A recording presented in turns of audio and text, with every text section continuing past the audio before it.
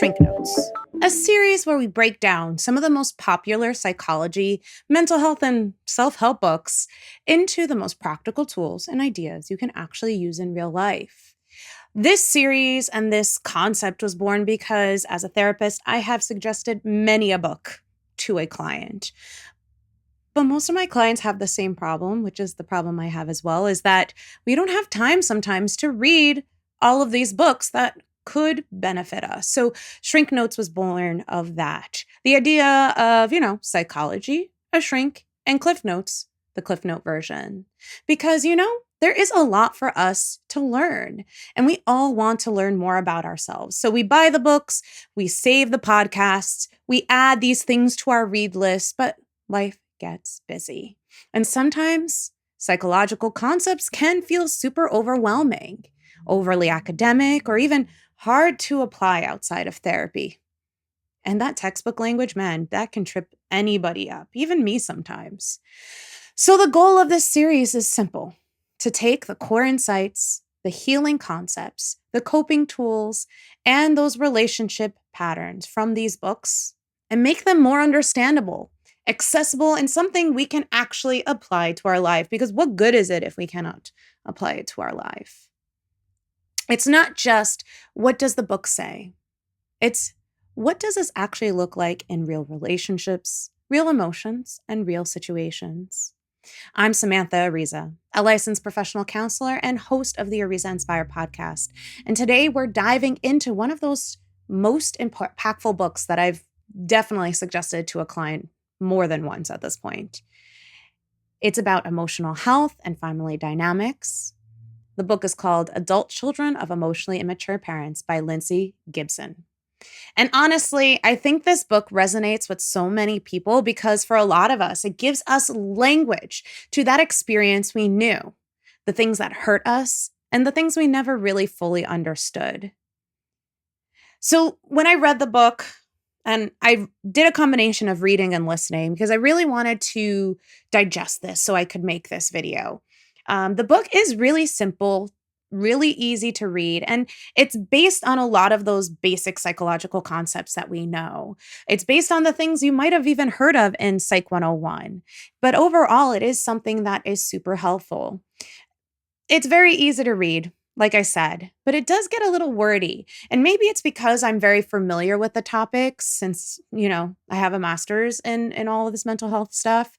But I feel like sometimes it goes into a little more depth and a little more razzle dazzle, maybe if you want to call it that, than it really needs to. Again, it takes these solid foundational things that we've learned. Like it talks about family systems theory, which is something marriage and family therapists are very well versed in. It takes in the idea of Bowen, attachment theory, all of these major like Psych 101 concepts. And so if you are really kind of looking into how do I apply these concepts to life, that's what this book does. And it's really good. So if you do have the time, definitely read it. But one of the most important things this book does clarify is that emotional immaturity is not necessarily about whether someone is abusive, cruel, or intentionally harmful.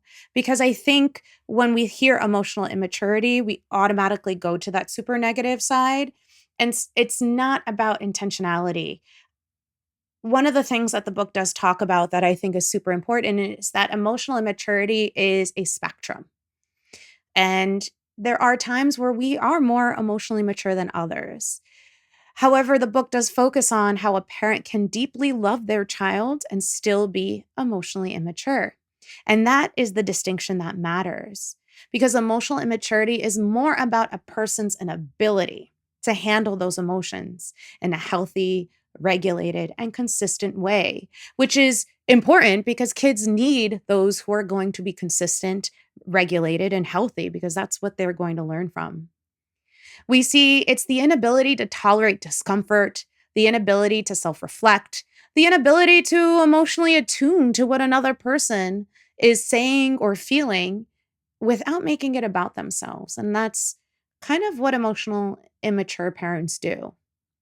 And what often happens is that child slowly learns that their emotions are too much, their needs are inconvenient, They have to manage other people's emotions to stay safe. They have to develop a secure sense of self. And usually they don't.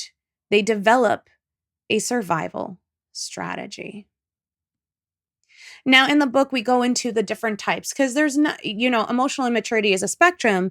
But when we talk about it as parents, there are 4 very distinct types. We have the emotional, the driven, the passive, and the rejecting. So when we talk about emotional parents, it's just kind of how the title sounds. When we talk about these 4 types, it's going to be very self-explanatory in the name of it. But to give you more detail, an emotional parent swings between over-involvement and abrupt withdrawal. So they're either overly involved with their child and how they're feeling and expressing their feelings to their child, or they're gone, they're out. These are the parents whose emotions run the household. They are the ones that are kind of the temperature gauge of the house. Everything feels super intense. Everything feels chaotic and unpredictable. And you never know if they're going to be loving, overwhelmed, explosive, withdrawn, or emotionally collapsing. And as a child, you often become hypervigilant. You learn to scan moods, you learn to manage tension before it erupts, and you become the manager of your parents' emotions. A lot of children of emotional parents become anxious adults because their nervous system has learned that stability could disappear at any second. So, dealing with an emotionally explosive parent means that you are on edge constantly because you're always waiting for that other shoe to drop. Now, driven parents, again, sounds pretty much like the title. Driven parents are compulsively goal-oriented and super busy. These are the parents that are hyper-focused on achievement, on perfection, on image, productivity, or even just control. And sometimes they look like the successful parent, They have everything organized, they're hardworking, but emotionally, they often have very little space for that vulnerability, that emotional connection. And love can start to feel very performance based. You feel valued when you succeed, when you're doing all the right things and jumping through the right hoops, but unseen when you simply need some comfort, a hug, when you need that emotional connection. And that's where that immaturity comes from. Even though they're very successful, they don't know how to emotionally attune to their children. Then we have the passive parents, and passive parents could be like the more seemingly emotionally connected. They have a very fun loving kind of spirit. They have kind of an anything goes, go with the flow kind of mindset, but they really avoid dealing with anything upsetting. Passive parents avoid conflict. They minimize their problems. They look away from dysfunction and they avoid those hard conversations. And that's what's tricky with passive parenting because, again, it looks harmless on the surface. It looks like they're attuned with their children, but emotional neglect can happen through absence too. They may fail to protect their child from chaos, from abuse, from emotional instability, because avoidance feels safer to them than confrontation. They don't know how to deal with that confrontation. And I think in the book, she uses a example of how a child who was dealing with their mother, the mother was emotionally kind of abusive, yelling at the kid. And she considered her dad kind of her comfort. He was what would be considered a passive parent because as the kid is getting it from mom, he's in the kitchen kind of making sounds and kind of hitting pots around, but he's not there. And the kid used to think that it was just her, her dad trying to tell her that he was still there. But then she realized it was because he was trying to distract himself from what was going on. He appeared very loving. He appeared very emotionally connected, but he wasn't there when he really needed to be. And the last group we're talking about is rejecting parents. Rejecting parents engage in a lot of different behaviors, but these behaviors make you wonder why they even have a family in the first place. Because these parents seem emotionally unavailable, they're detached, they're dismissive, they're irritated by emotions and these emotional needs altogether. And you may have grown up feeling like your existence was an inconvenience. And this can create some really deep wounds around worthiness, around emotional expression, and even belonging. Because of the emotionally mature parent, we can get two different reactions in kids. We can learn two different ways to deal with the emotions. And that brings us into a different concept that the book talks about, which is internalizers or externalizers. And this is the way people process and express or choose to deal with emotion. And as it says, these concepts are very like self-explanatory on the surface. The names really kind of give away what they are. So an internalizer turns inwards. They self-reflect, they overanalyze, which means they could blame themselves first before really thinking about other people's responsibilities in the situations. Internalizers become overly independent and competent. Their biggest fears become failure for themselves, for failing other people. They are people who become these peacemakers, these helpers, these emotionally responsible ones. But they also tend to over sacrifice. They sacrifice themselves, and eventually this leads to burnout. Or the other option is they become very resentful. And if you listen to the podcast, we know that resentment is, injustice plus helplessness plus anger. And this is because they've spent their entire lives emotionally carrying everyone else, which starts to feel very unfair, which is different than an externalizer. And just like the name says, an externalizer does the opposite. They discharge all of their emotions outwards. They're explosive, they're impulsive, which means they tend to blame others and avoid accountability. They feel entitled to help and to think things are unfair when others are getting good things that they feel like they deserve. They seek that external soothing. So they need people to help manage. They have to be saved at the end of the day because they don't know how to save themselves from the emotions they are experiencing. They think the world needs to change in order for their inner world to be regulated and calm. So they depend on their external to dictate their internal calm.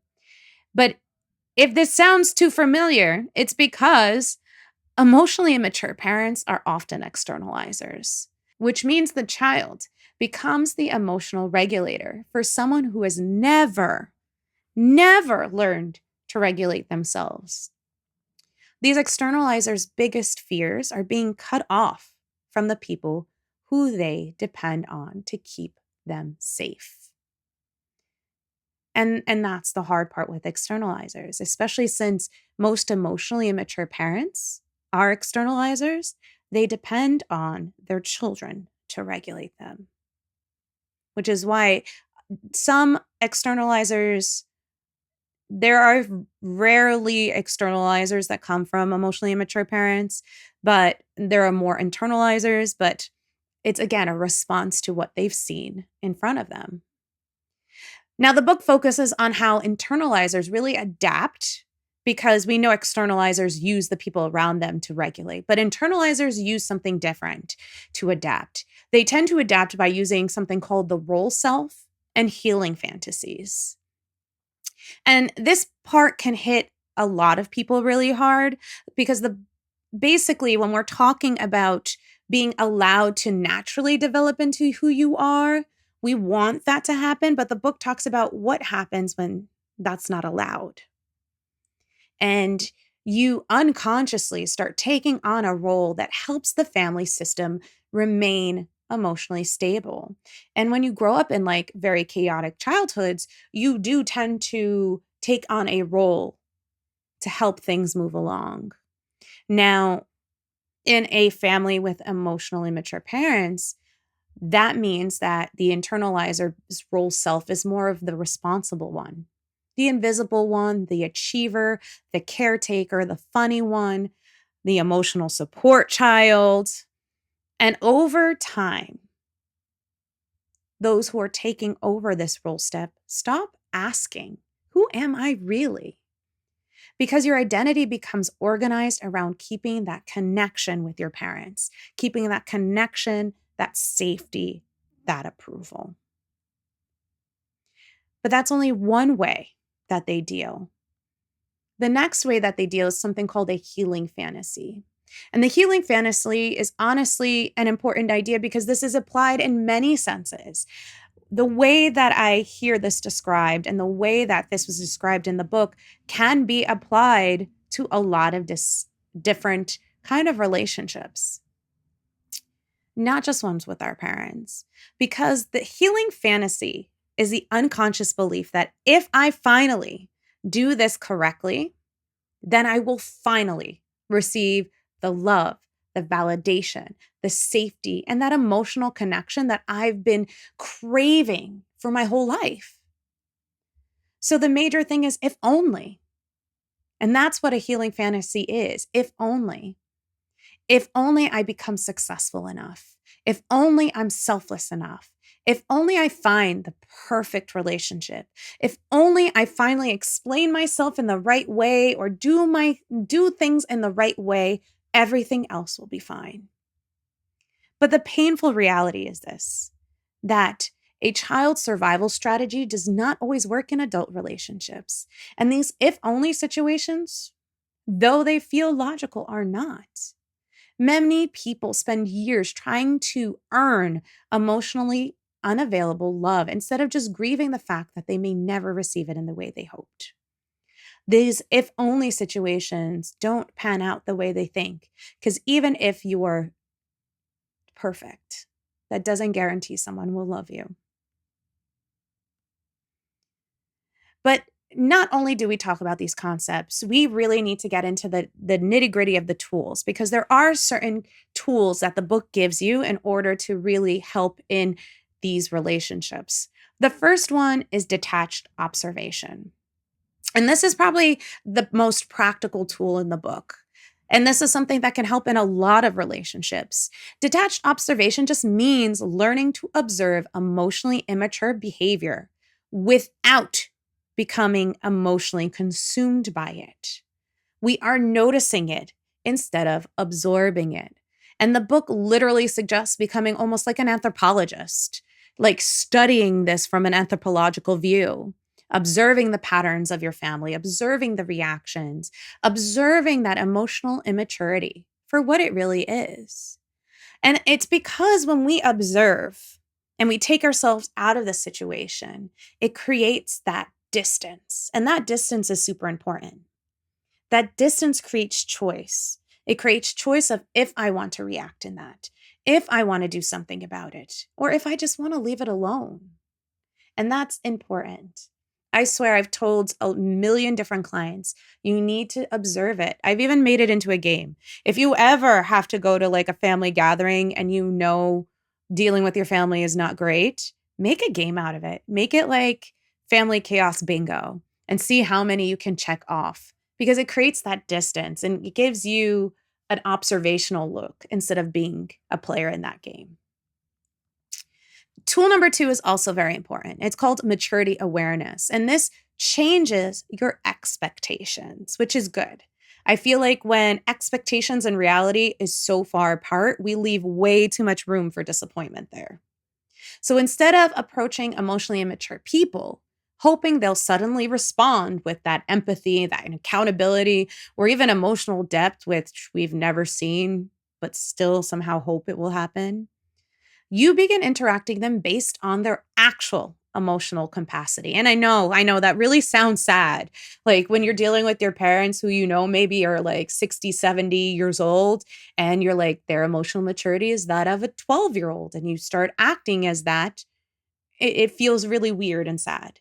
But honestly, it's also freeing because you stop personalizing their limitations and you're actually putting it back on them.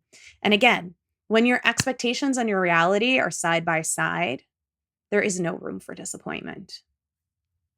The next tool is express and let go. And this one's huge, huge, because the goal is not controlling the outcome. The goal is expression. And a lot of times when I talk to clients about this, it'll be like, why are you having this conversation? Ask them. And they'll say, I want them to understand. And that's the thing. Their understanding is totally independent of you. You can't make them understand. But if your goal is to say, hey, I want to let them know that this hurt me. I want to let them know that I'm not okay with this. I want to let them know that I am not coming for the holidays or I need space. That is something you can accomplish. You can accomplish letting them know that. Because without needing that other person to fully validate you in order for your truth to matter, that is emotional freedom. And that's the goal. That puts the control in your court. Tool number 4 is kind of the same thing. We're focusing on the outcome, not the fantasy relationship. Because remember, we have built this idea that if only, but we know if only doesn't work. So we're just going to focus on the outcome. Before a difficult conversation, we're going to ask ourselves, what outcome is realistically achievable here? Because if your goal is, finally getting them to emotionally understand me deeply, that's not going to happen. You may feel devastated after that conversation.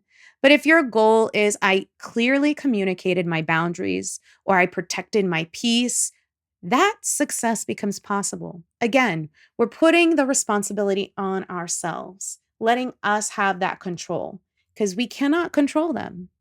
History has proven that. Tool number 5 is to manage and not engage. And this doesn't mean being cold. It means refusing to get pulled into emotional chaos. Emotionally immature people often pull others into their reactivity. But the goal becomes to stay grounded, stay calm, and don't take the bait, which protects your nervous system first. And this all sounds easy in concept, but I know this is super difficult to put out there because these are concepts we realistically and logically can know, but that emotional reactivity can definitely pull us in.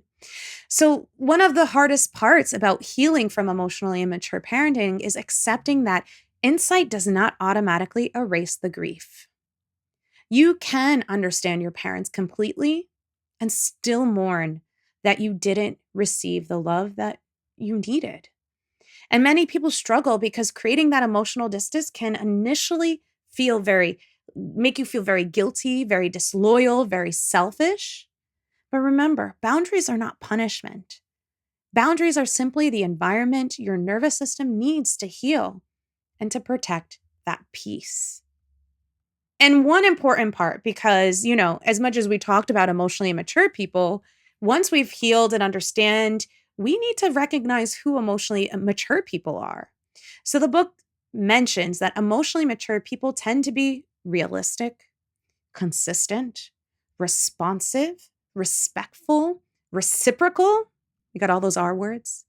And honestly, a lot of healing is learned in those healthy relationships that don't feel emotionally chaotic. So if you find someone who is totally opposite of your parents in a grounded, regulated way, you're probably dealing with someone who's emotionally mature. And they help you learn that you don't have to earn that safety. You don't have to overperform for connection, and you don't have to abandon yourself to keep that love. So if you saw yourself today in this book, I just want to say, there is nothing weak about the adaptations you developed to survive emotionally immature environments. It was okay. It adapted. You survived because you did these things. These patterns protected you. But now, healing means recognizing that your survival strategies are no longer needed, that they're no longer serving the life or relationships that you actually want now and that you actually can get. And that's the work. Not becoming emotionless, not cutting everyone off, not becoming cold, but learning how to stay connected to yourself while interacting with people who may never feel fully meet your emotional needs. And honestly, that changes everything. This has been Shrink Notes, where we break down psychology and mental health books into tools you can actually use in real life. If you enjoyed this episode, please make sure to subscribe. Leave a comment, especially telling me books that you're interested in me reading for you and breaking down into these kind of easy to understand videos. And check out the Ariza Inspired podcast for deeper conversations around mental health, emotional healing, boundaries, all of these psychological things that you may be questioning. Next season, we're talking about, cognitive load and the things that go on with our brain when we can't make it do the things that we want it to do.